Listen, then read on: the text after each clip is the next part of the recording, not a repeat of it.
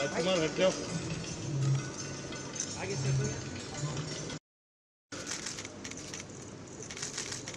I believe in the checkered history of our country. We have passed many resolutions for a free and independent state for our motherland. But so far as today's resolution, it is for the first time in the history of our country since we. It is a great responsibility. In fact, as the honorable mover of the resolution reminded us,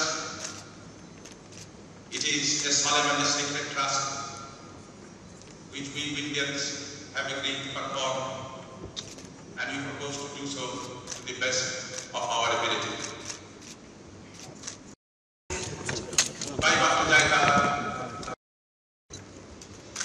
I'm sorry I cannot support the amendment.